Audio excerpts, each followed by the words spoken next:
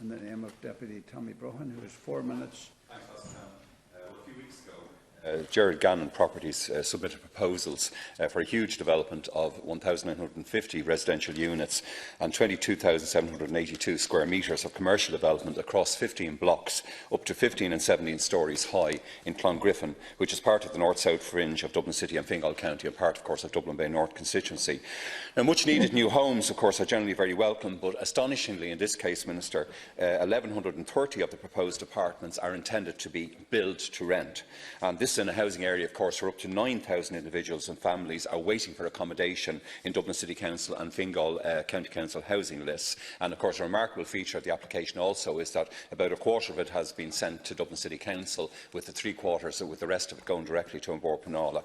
But these applications, Minister, they're the latest in a long litany of such applications for the north-south fringe over the past 20 years. Indeed, it was over 20 years ago that high-density proposals for the north fringe were first mooted, and a few days before Christmas 1999, in true developer style, a plan for a massive development of the North Fringe district was lodged with Dublin City Council. Now, eventually, DCC Planning Department managed to produce a North Fringe framework development plan in 2000 for an initial major new urban district of up to 8,000 homes stretching across Balmain and Clongriffin in Dublin City over to the coast and South Portmarnock district of Fingal.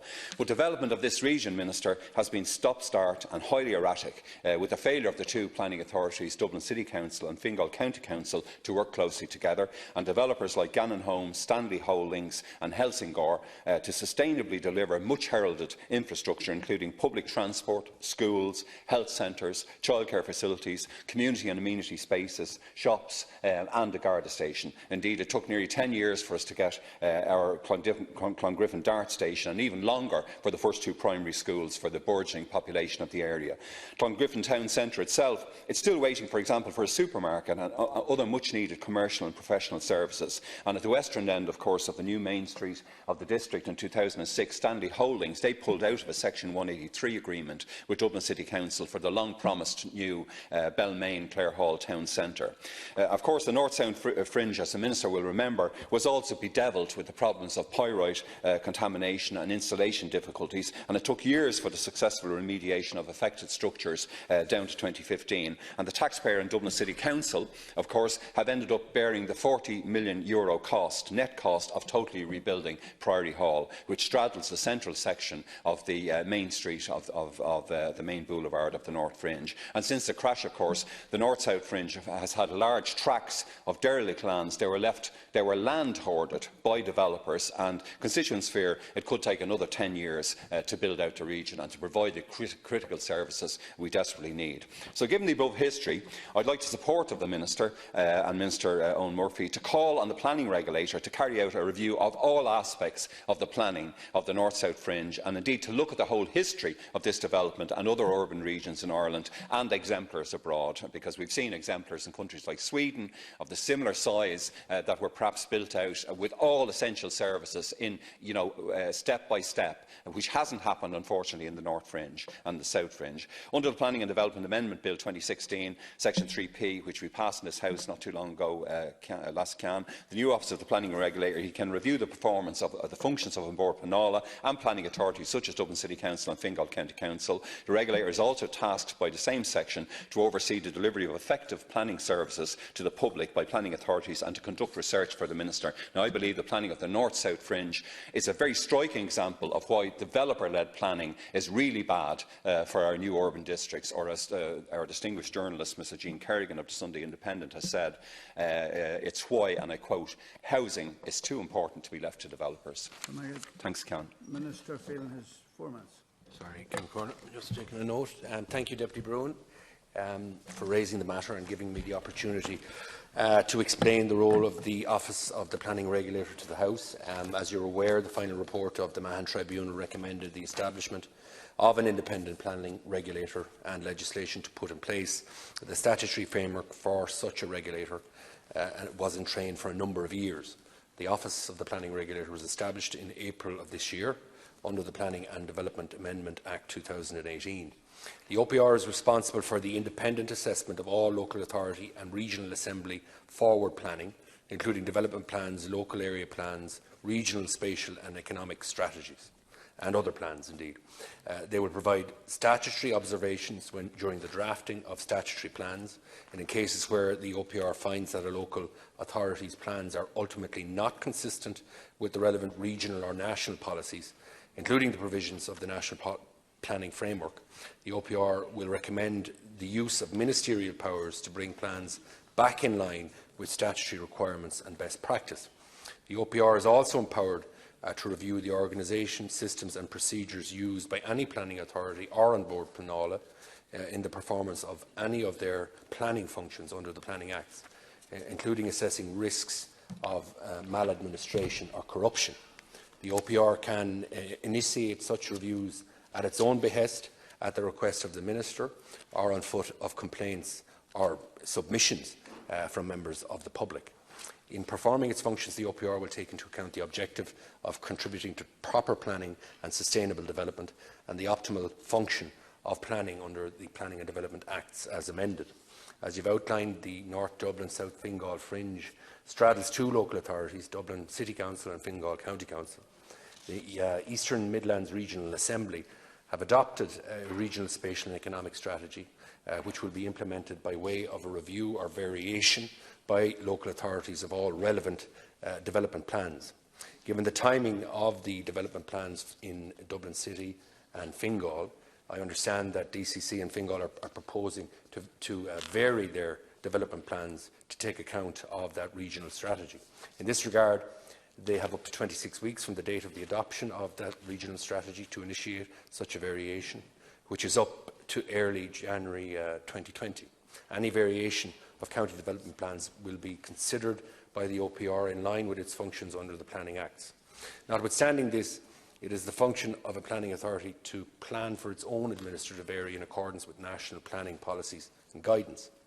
In this regard, Dublin City Council and Fingal County Council have adopted particular plans for this general location.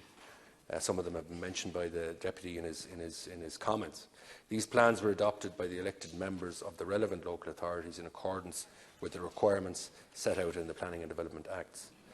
Moreover, development plans are statutorily reviewed every 6 years.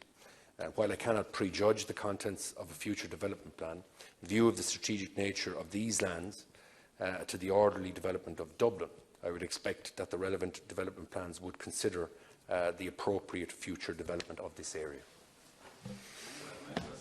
I welcome the Minister's comments about the regional, spatial and economic strategy and the involvement of Fingal and Dublin City in that regard. But many times, as you know, Minister, over the past 2 decades, I've asked successive Ministers for the Environment and Taoiseach, I remember particular Taoiseach Cowan and Minister Gormley, to make an order to declare the North-South Fringe a strategic development zone to ensure some basic level of consultation with residents and citizens of Dublin Bay North. And on my own proposal, of course, as a Dublin City Councillor, back in 2005, the then City Manager John Fitzgerald, he finally established the North Fringe Forum, which generally meets quarterly ever since, but Minister, it lacks the statutory powers of an SDZ to enforce stakeholder and developer engagement.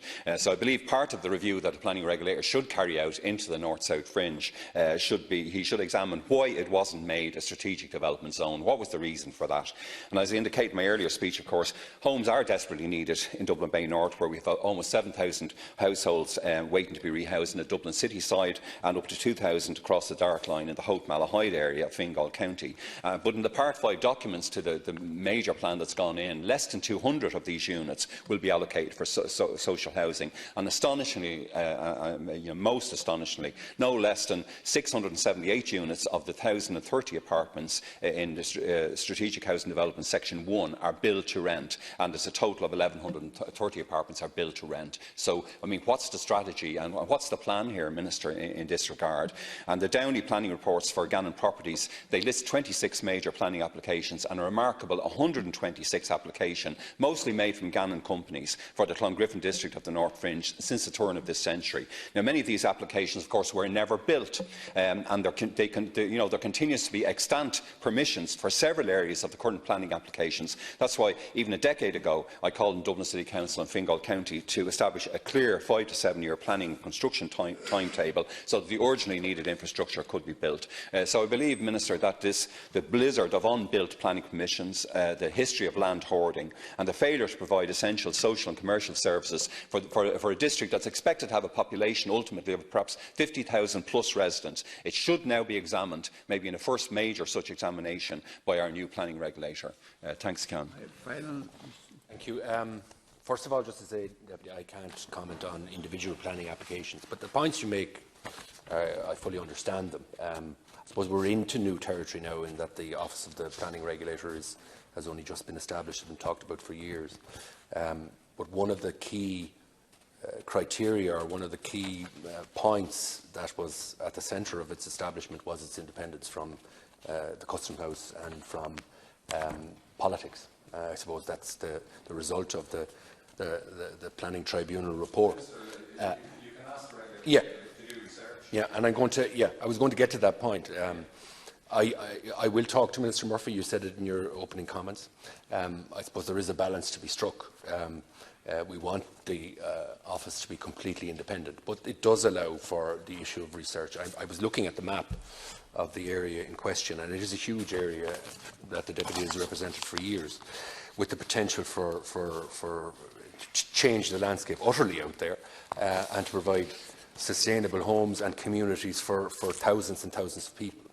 I'll certainly discuss it with Minister Murphy, but it is again, I want to reiterate, very much open to individual local authorities, members of the public or community groups to request the Office of the Planning Regulator to do the work that the Deputy is talking about. And I mean, the person who happens to be the first regulator was famously independent in his previous role in the Customs House, and without fear or favour, he will, I'm sure, and those working with him, ensure that you know, that legitimate issues that are raised either by individuals or communities will be examined thoroughly. But we want to, I suppose, be sure that in establishing this particular role, that it is removed completely from the world of politics. But I will talk directly to the Minister about the issue of research. But I would also encourage the Deputy to himself and his own community representatives to make that application to the Office directly of the Planning Regulator.